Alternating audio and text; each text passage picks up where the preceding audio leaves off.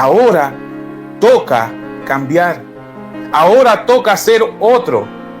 Romanos capítulo 12, versículo 1. Os ruego por la misericordia de Dios que presentéis vuestro cuerpo como sacrificio vivo, santo y agradable a Dios, que es vuestro culto racional. Esa es la respuesta esperada, es la adoración que Dios espera de nosotros después de haber hecho lo que Él hizo por nosotros.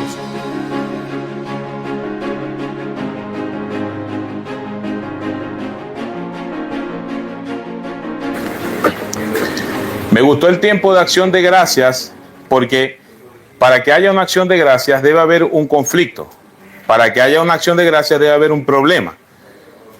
Yo venía pensando en el camino y decía, ¿por qué será que Dios a veces nos da conflicto? ¿Será porque somos tan malagradecidos que mientras no nos da conflicto no vemos su obra? Y de repente hacen falta esas situaciones para que entonces veamos que Él es real, como cantamos, y que está allí. La prédica de hoy se llama llamados a ser extraños. Llamados a ser extraños. Así que el más raro aquí gana. Primera de Pedro, capítulo 4. Mientras ustedes llegan ahí, yo les voy a leer un pasaje que está en Juan, capítulo 13, versículo 36. Yo se lo voy a leer. Usted busque Primera de Pedro, capítulo 4.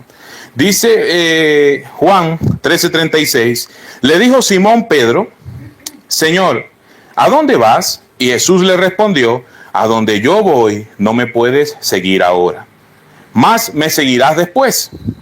Y le dijo Pedro, Señor, ¿por qué no te puedo seguir ahora? Preguntó Pedro, ¿no? Mi vida pondré por ti. Y Jesús le respondió, ¿tu vida pondrás por mí? De cierto te digo, no cantará el gallo sin que me hayas negado 3 veces. ¿Y por qué leemos este pasaje? Bueno, porque ese mismo Pedro es el que escribió Primera de Pedro. Veamos entonces, mis hermanos, el siguiente mensaje. Vamos a considerar el fundamento para el sermón. Después veremos un poco de la vida de Pedro, un testimonio vivo. Después tendremos una alarma para salvación y, como siempre, las conclusiones. Ese es el bosquejo. Si alguien después necesita el sermón, me lo puede pedir, que no hay ningún problema para compartirlo. Veamos entonces Primera de Pedro, capítulo 4, a partir del versículo 1. Vamos a comenzar leyendo el 1 y el 2. Pero antes, vamos a orar al Señor. Padre, le damos gracias porque podemos un día más venir en el día del Señor a su casa. Le damos gracias porque nos ha mostrado sus maravillas en la vida de los hermanos. Le damos gracias porque nos ha permitido adorarle por quien usted es, cantarle y estar acá para escuchar lo que usted tiene que decirnos. Ahora, Señor, yo le pido personalmente que hable a sus ovejas y que no sea yo la persona intermediaria. Hable usted con ellos. Y si yo debo ser avergonzado para que esto ocurra, hágalo, Señor. Quiero ser una herramienta en sus manos el día de hoy y quiero que este mensaje sea de utilidad para su pueblo. Pongo a la congregación en sus manos. En el nombre de Jesús, amén. Amén. Muchas gracias.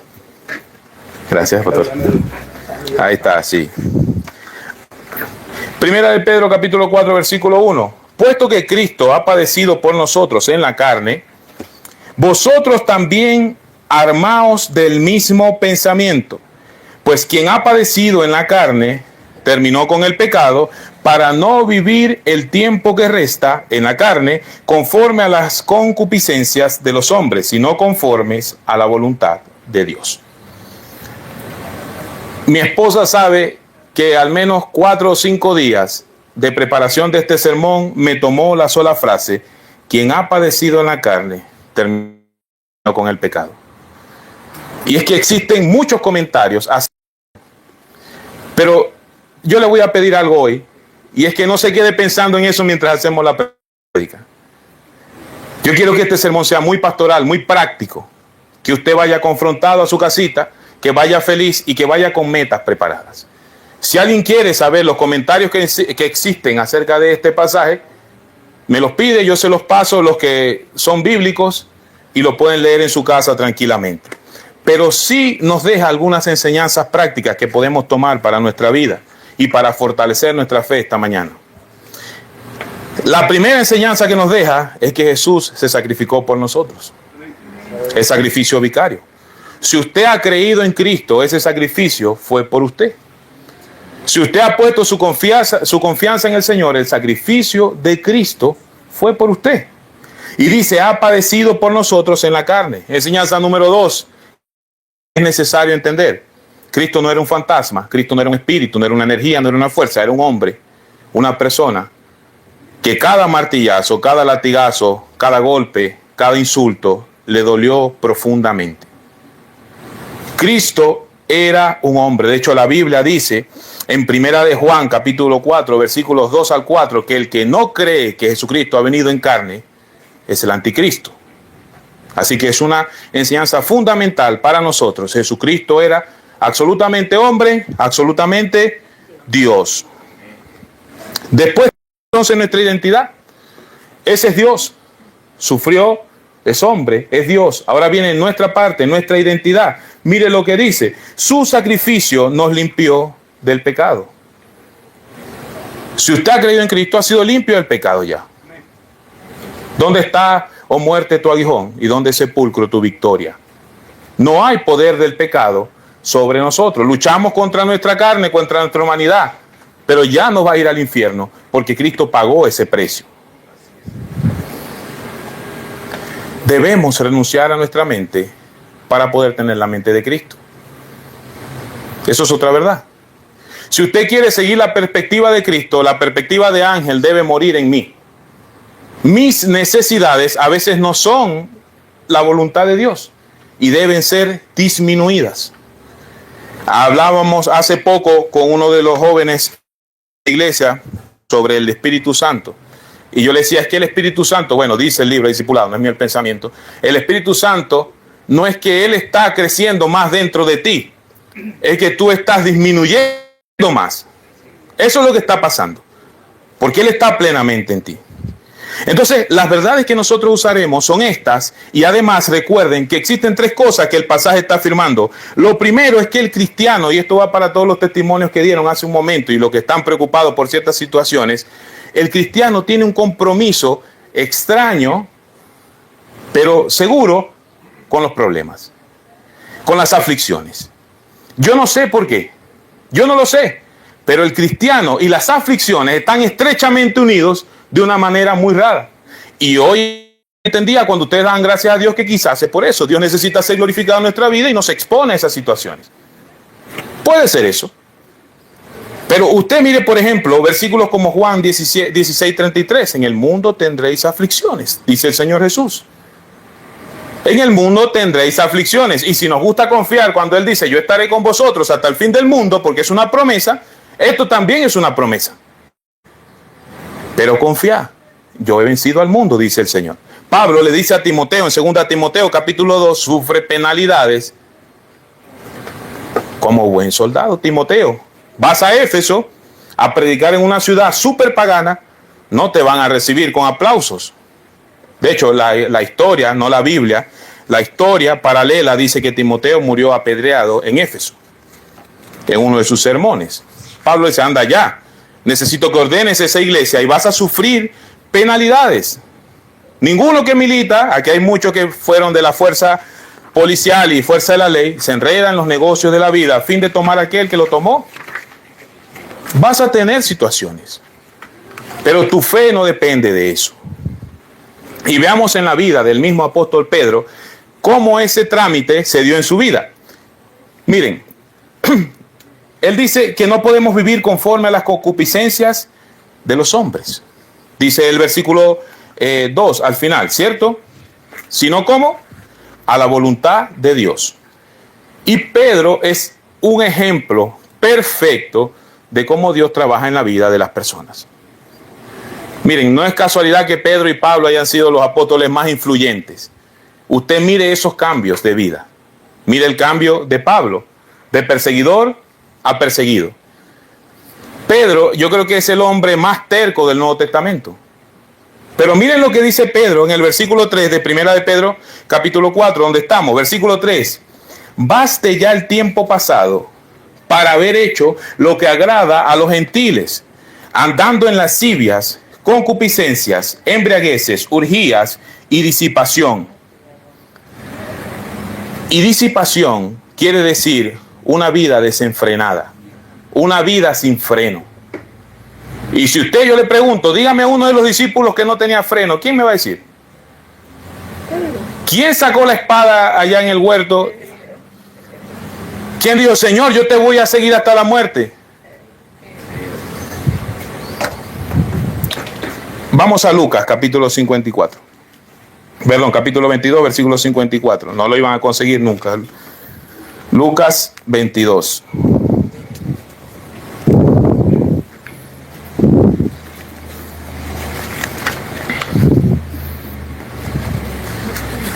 Pedro nos dice que no debemos vivir como los gentiles. La palabra gentiles aquí es la palabra griega etnos y se refiere a las demás naciones. Ahora, no veamos esto como algo racista. Él está hablando simplemente de una perspectiva moral, ¿cierto? Deberían ser, y digo deberían ser los judíos, quienes tenían la moral más parecida a los mandamientos de Dios.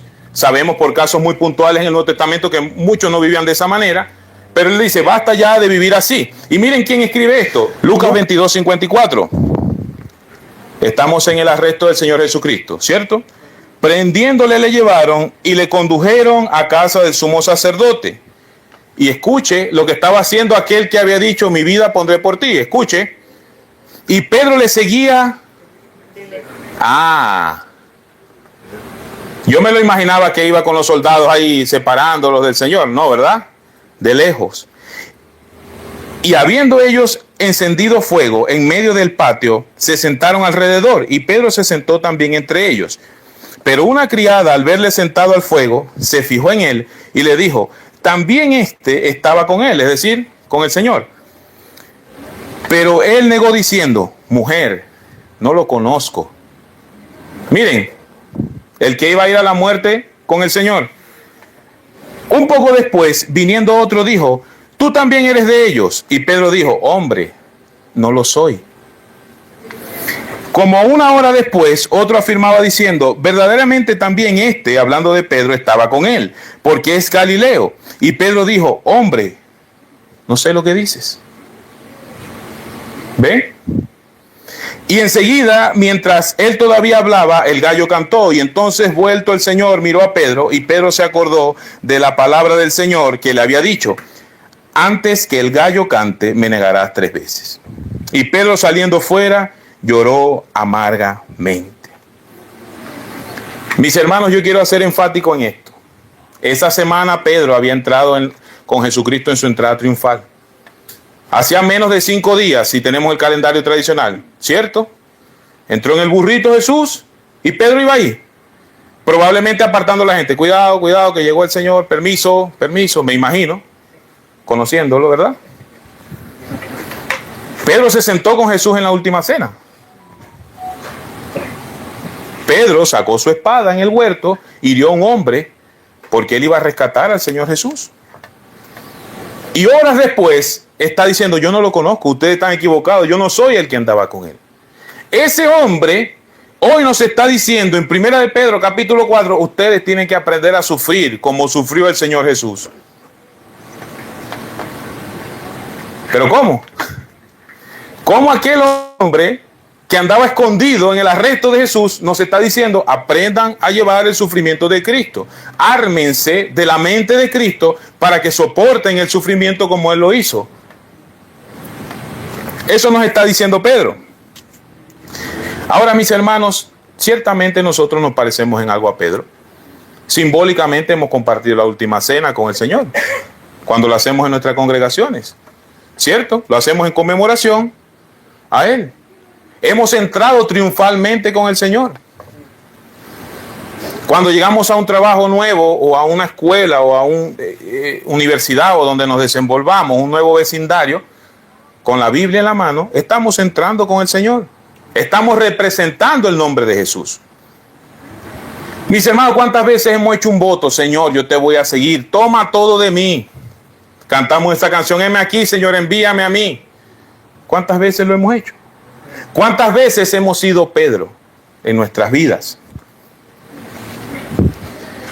Pero recuerde que este consejo que estamos viendo en 1 de Pedro capítulo 4, él no lo está haciendo como un juez lejano que nunca experimentó lo que usted y yo estamos experimentando. Pedro lo está haciendo desde la perspectiva de que quizá cuando fue inspirado por el Espíritu Santo, él recordó: yo no estaba dispuesto a sufrir lo que estaba sufriendo Cristo. Yo no estaba dispuesto a acompañarlo en su entrada triunfal, pero a la vez acompañarlo cuando iba arrestado. Tenemos el testimonio de Pedro como una persona que pudo haber sido cambiada por el Señor. Y creemos que el Señor es el mismo ayer, hoy y siempre, ¿o no? Amén. Y si el Señor pudo cambiar a Pedro, puede hacerlo con nosotros. Puede hacerlo con nosotros. Ahora, ¿cuál es el cambio que el Señor necesita? Veamos la lista que nos da aquí la Biblia. Andando en lascivias, concupiscencias, embriagueces y orgías. Pero analicemos esto desde el siglo XXI. Hoy es mucho más fácil que en el primer siglo caer en los pecados sexuales. Hoy es mucho más fácil, mucho más accesible. Hace 20 o 30 años era mucho más complicado llevar a la práctica la impureza sexual. Hoy con un dispositivo que todos tenemos en la mano, podemos hacerlo. Sin costo y sin que nadie nos supervise. Necesitamos 1 minuto o menos y tenemos lo que queremos para satisfacer lo que viene de nosotros. Ahora, yo espero que no todos aquí tengan ese problema. Espero que así sea, o que sea muy poco o ninguno. Pero cambie ese problema por el que usted quiera. Cambie ese talón de Aquiles porque usted desee. Y dice que no debemos andar en lascivias, en concupiscencias y orgías. Y eso suena duro, suena difícil. Pero recuerde que la inmoralidad sexual para el Señor es desear a una persona que no te pertenece en matrimonio. Esa es la línea roja que no podemos pasar. Si tú deseas o codicias en tu corazón una persona que pertenece en matrimonio sexualmente, tú estás cometiendo impureza sexual. La palabra que traduce esto es porneia y se usa para adulterio y fornicación indistintamente. Es decir, cuando el Señor dijo: si codiciares en tu corazón a una mujer o a un hombre que no te pertenece, cometerás adulterio, ya eres culpable de adulterio.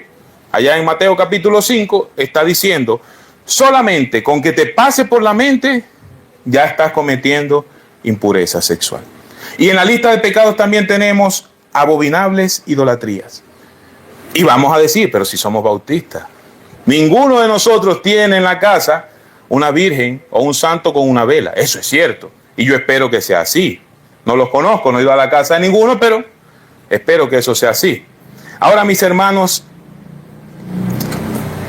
esta es una de las mayores trampas de Satanás. La idolatría no es solamente tener una virgen o un santo con una vela o una animita o lo que sea.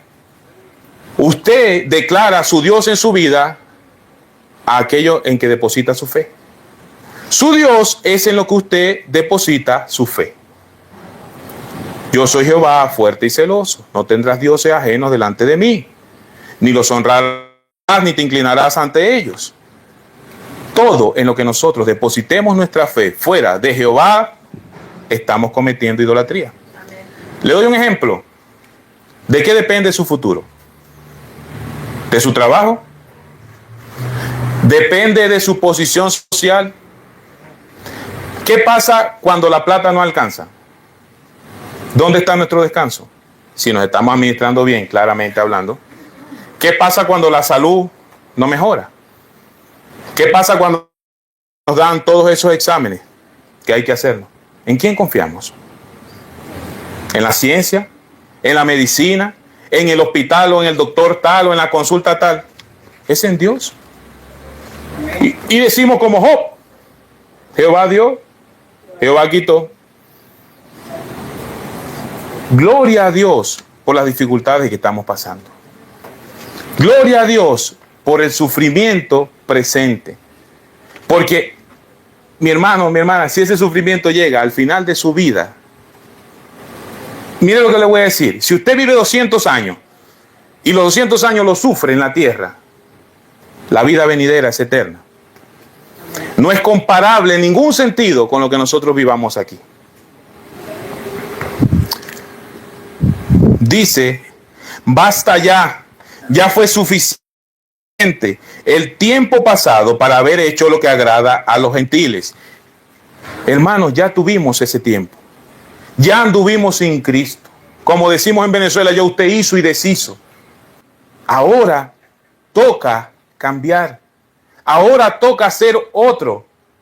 Romanos capítulo 12, versículo 1. Os ruego por la misericordia de Dios que presentéis vuestro cuerpo como sacrificio vivo, santo y agradable a Dios, que es vuestro culto racional. Esa es la respuesta esperada. Es la adoración que Dios espera de nosotros después de haber hecho lo que Él hizo por nosotros.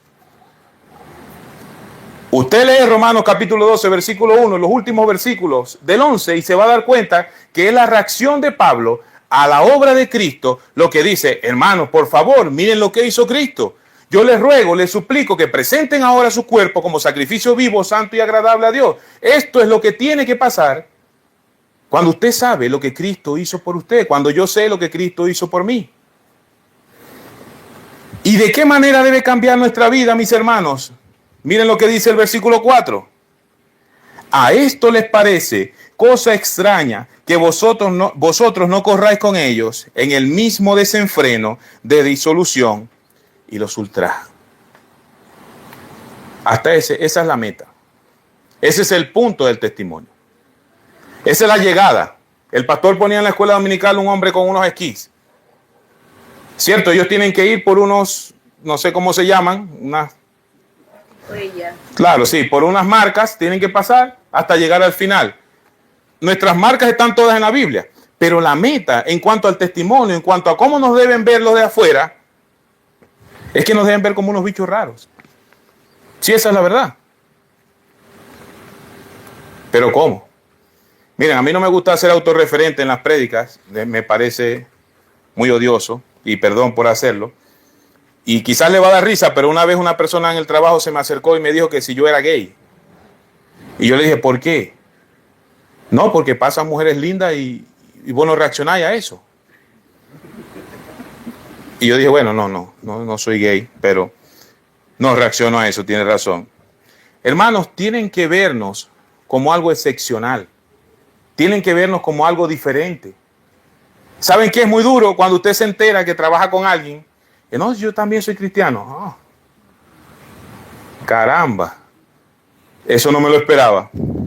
Es mejor que le pregunten, ¿por qué usted se comporta así? ¿Por qué es tan responsable en el trabajo, por ejemplo? ¿Por qué no dice garabatos? ¿Por qué cuida tanto su testimonio? ¿Por qué no carretea? ¿Por qué no hace esto? ¿Por qué no hace aquello? Y ahí está el momento de evangelizar. Eso crea la oportunidad. Charles Spurgeon decía que la apologética, es decir, defender la fe, era la antesala del evangelio. Y ahí es donde usted crea la oportunidad para evangelizar. Lo que me lleva al otro punto, una alerta para salvarte. Dice que nos toca armarnos con la mente de Cristo, y esto incluye varias razones. Y lo primero que yo espero que se lleve en su mente es el amor hacia Él. Ese debe ser el primer motivo para pensar como Cristo pensaba y para vivir como Cristo pensaba. El amor a Él y el agradecimiento que tenemos por su sacrificio. Pero además está la otra parte, y es que daremos cuenta a Él de lo que hicimos con lo que Él nos dio. Y hay otra parte que es el evangelismo. Mis hermanos, defraudamos a las personas que nos admiran y que nos siguen cuando no damos un buen testimonio. Defraudamos a estas personas. Vaya y pregunte por la calle cuánta gente está sin ir a la iglesia porque fue defraudada por uno de sus líderes o por uno de los hermanos que ellos admiraban. Dice en Romanos que el evangelio es blasfemado por este tipo de personas. Imagínense, somos culpables de que el nombre de Dios y el evangelio santo sea blasfemado cuando no nos comportamos debidamente. Hasta ese punto. Esta semana, la última de vacaciones, fuimos a la playa. Bueno, de hecho llegamos temprano. Llegamos, nos bañamos y nos vinimos. Y en un momento en la playa, estábamos sentados ahí en la orilla, ustedes saben, viendo a los niños, vigilándolos, y de repente sonaron todos los celulares. Una alerta muy rara que nadie había escuchado.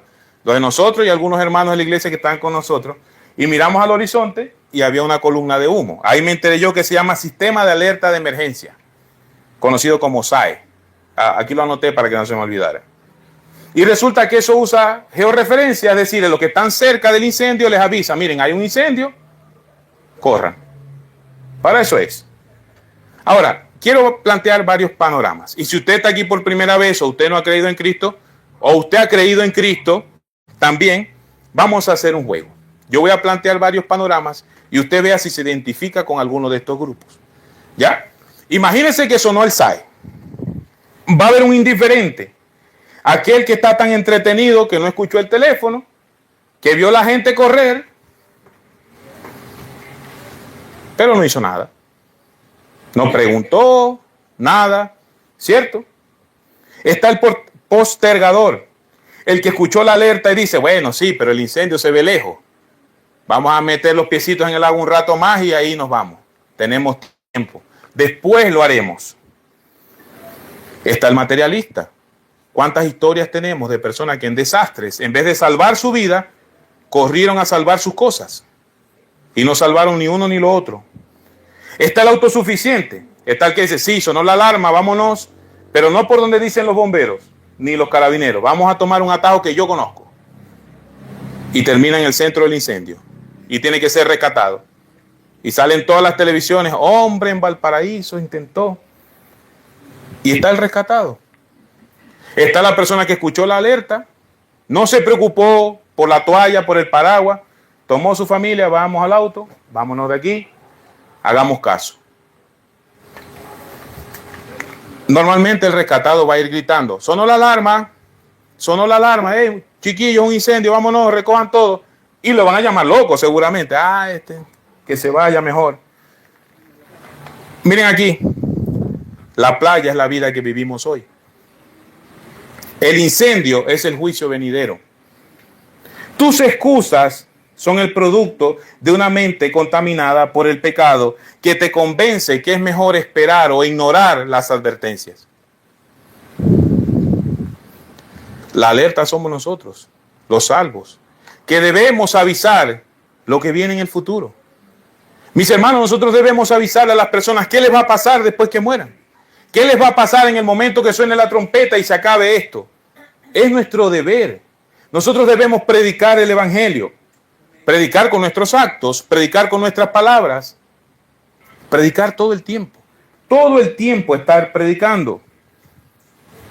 Y no me refiero a estar gritando como locos, a estar usando nuestro intelecto en el Facebook o en cualquier red social para que vea que sabemos de todo. Me refiero a vivir como Cristo vivió. A armarnos con la mente de Cristo y avisándole a aquellos que creen que todos los caminos conducen a Dios, que están siendo como el que cree que tiene un atajo mejor para salir del incendio. Hebreos capítulo 9, versículo 27 dice que de la manera que está establecido para los hombres que mueran una sola vez y después de esto, el juicio. Aquí no hay más, mis hermanos. ¿Quién cree aquí que la gente muere? ¿Quién cree? Levante la mano. ¿Quién cree, está seguro que la gente muere? Todos, ¿verdad? De esa misma manera, tiene que estar seguro que después de eso viene el juicio. Porque dice el versículo 5, pero ellos, es decir, los que viven de esta manera, los que viven conforme a la carne, ellos darán cuenta al que está preparado para juzgar a los vivos y a los muertos. Por esa razón, debemos también tener la mente de Cristo. No predicamos porque nos da vergüenza. No predicamos porque ¿qué van a decir de nosotros? Tenemos que estar listos para el sufrimiento, para ser despreciados. Isaías 53, ¿no? Él fue experimentado en quebranto, varón de dolores. Si queremos ser imitadores de Cristo, debemos tener esa mentalidad, estar dispuestos. Y Él nos hace una promesa: bienaventurados soy cuando por mi nombre sean vituperados y todos hablen mal cosas sobre ustedes mintiendo. Lo dice en Mateo capítulo 5, las bienaventuranzas. Vamos a las conclusiones, mis hermanos. Pedro nos dio ejemplo de vida. De él ser el que había prometido maravillas al Señor y huir cuando le tocaba demostrar aquello que había prometido, a 60 años, bueno, a 30 años después, porque la carta esta de Pedro se escribió como en el año 60, 30 años después, a decir, no, miren, la solución o una de las características de un cristiano es que está listo para sufrir, para llevar la carga, para llevar su cruz. El que quiere venir en pos de mí, niéguese a sí mismo, tome su cruz y sígame. Hemos revisado el pasaje y creo que podíamos llegar a las siguientes conclusiones. Número 1, el Señor nos manda a armarnos con su mismo pensamiento. Que cuando estemos pasando por sufrimientos y situaciones difíciles, podemos compararnos con Él. Haga ese ejercicio. Señor, me duele la cabeza. Y piensa cómo serían sus sufrimientos. Señor, tengo temor. ¿Cómo sería su sufrimiento? Señor, tengo ira. ¿Recuerdan en el Getsemaní? Puedo llamar un ejército de ángeles que me defiendan. Pero no lo voy a hacer. Dominio propio. Cada día estamos yendo a ser más como Él. En todo sentido. En todos los sentidos. Y esto incluye el sufrimiento. Nuestro testimonio debe ser ante los demás tan maravilloso que nos vean como unas especies extrañas. Debe ser así. Imagínese usted que está en una sala de un hospital, mucha gente enferma, sufriendo, y usted es el único que puede dar esperanza en esa condición. Usted sería el caso raro ahí. Porque su confianza no está en lo que hay en el hospital, ni en la sabiduría de los doctores. Su confianza está como aquellos jóvenes del libro de Daniel, ¿se acuerdan? Cuando Nabucodonosor dijo, bueno, tienen que arrodillarse todos delante de mí, el que no se arrodille va al horno. Bueno, rey, nosotros no nos vamos a arrodillar. Porque creemos en un Dios que dice que no hay que hacerlo. Y si aún Él no nos salva, ¿se acuerdan Daniel capítulo 3? Y si aún Él no nos salva, tampoco nos vamos a arrodillar. No depende de lo que nosotros sintamos, del miedo, el temor, el sufrimiento. No depende de eso, depende de lo que Dios manda, dijeron ellos. Y Él dice que no, y es no. Y Dios los recompensó grandemente ahí. Dios dio un gran testimonio de eso. Mis hermanos, es una realidad inminente que todos daremos cuenta al Señor si ese día fuera hoy. Si ese día fuera hoy. Si el día que tenemos que estar frente a Él fuera hoy. Porque Él venga, y amén, que así sea, o porque vayamos con Él, ¿cómo estaríamos? Llegaríamos a Él de rodillas, Señor, aquí estoy, lo intenté todo, luché por esto, no logré muchas cosas, perdóneme, pero aquí estoy. O andaríamos como Pedro, mirándole lejos y diciendo, ojalá llegara alguien primero que yo para no tener que ir ahora. ¿Sabe? Como los niños, cuando mis hijos hacen algo malo yo los llamo, Diego, Ángel, no aparecen rápido, porque saben lo que viene. ¿Cómo llegaría usted al Señor si hoy fuera ese día? ¿Cómo llegaríamos al Señor si hoy fuera el momento?